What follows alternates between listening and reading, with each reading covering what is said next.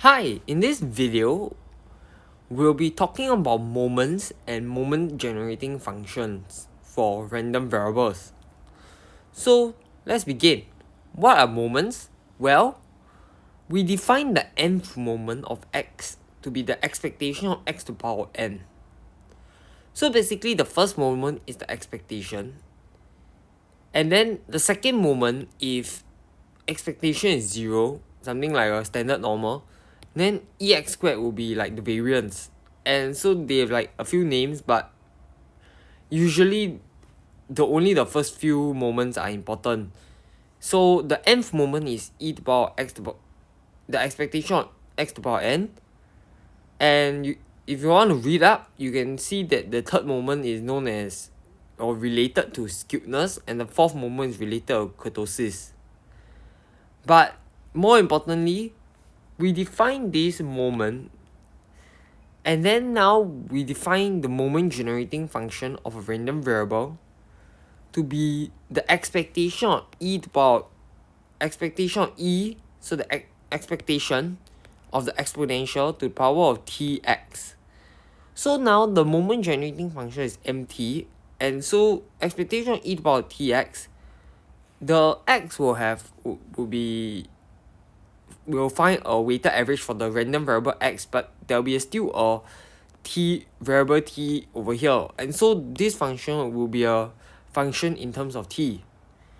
And so this means that if we apply the properties of expectation, we just need to take the sum of the function times the probability of x.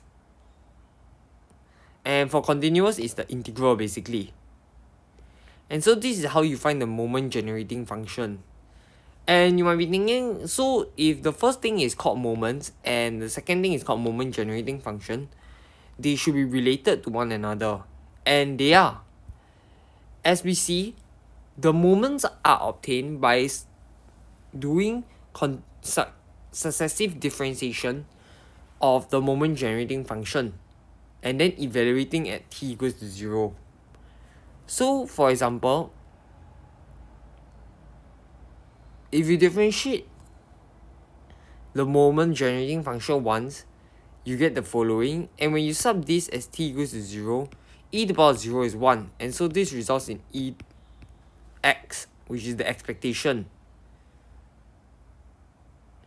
And for 2, you can do so, and you see that m double differentiated, twice differentiated, evaluated at 0 will be ex squared. And then you continue all the way and you realize that the nth derivative is just ex to the power n times exponential tx. And this implies that if you sub in t to be 0, this whole portion becomes the nth moment. And so really you're saying like the moment is the coefficient when you expand out the Taylor series.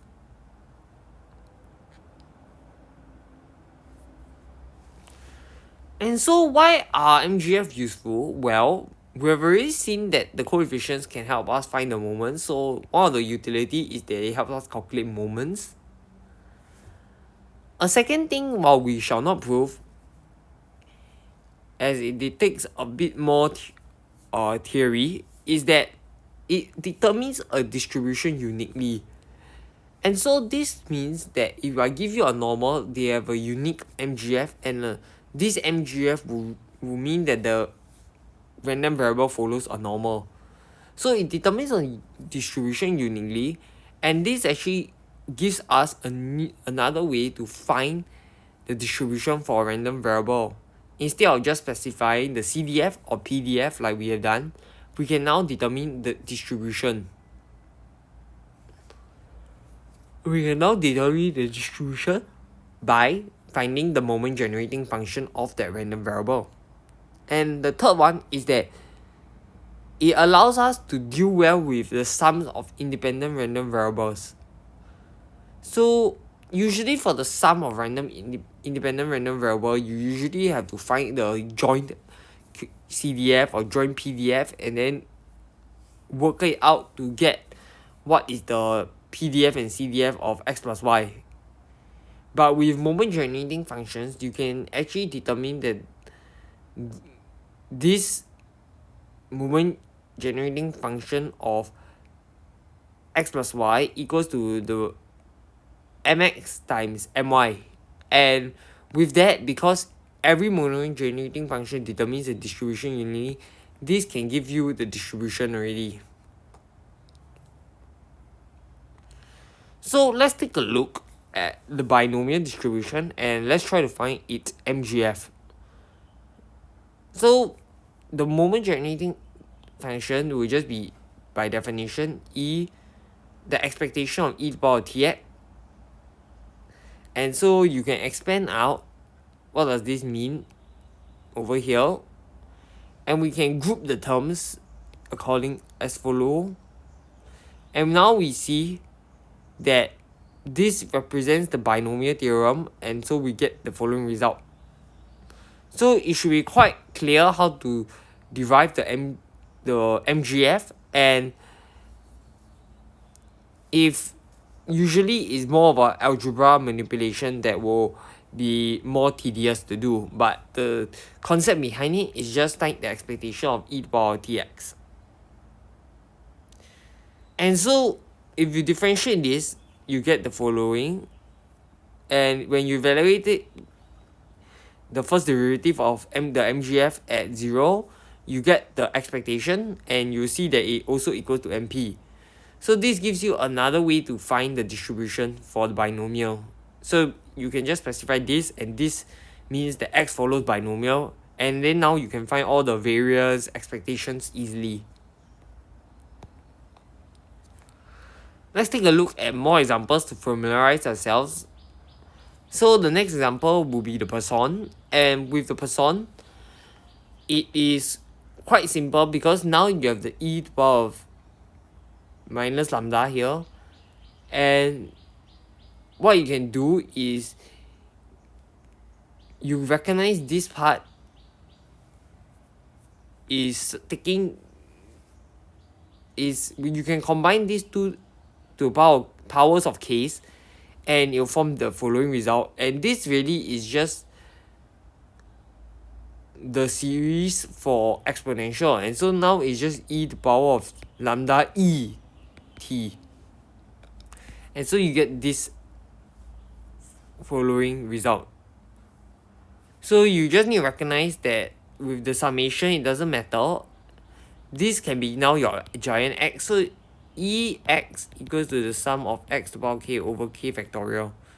But now your x is e to the power t, lambda e to the power t, and so you just need to take e to the power of lambda e to the power t. And so I hope the person MGF is clear. And now I'll show you how it's used to find the MGF of when two persons are added together. So when two independent distributions are added, then the MGF of xy is just the MGF of x times the MGF of y. And when you multiply these two together, you actually get the following result, which actually resembles the MGF of a person.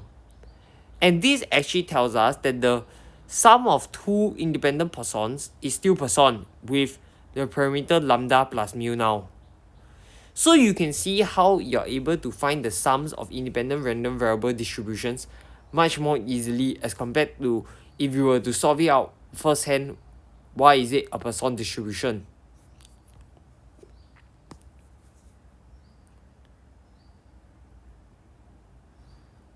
Next, we move on to doing for a continuous case where we find the MGF of a normal. And so for continuous, we need to do the integral instead. And so when we integrate the following, we just need to take note that this portion is all to e to the power something. So what we can do is we complete the square, and we recognize that it reduces to the following term here. And the thing is, this term is just the normal distribution, and so this has to equals to square root 2 over pi. And so the following result, this whole thing will be 1, and so you get e to the power of t squared over 2.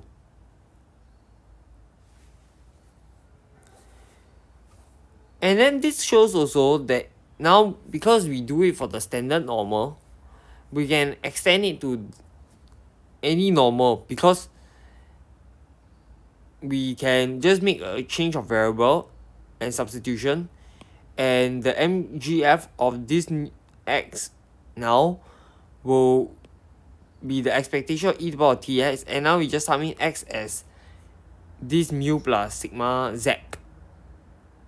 And because this portion is constant, you can take it out, and then this portion will just be over here, and then so you get e to the power of t mu plus half t squared sigma squared.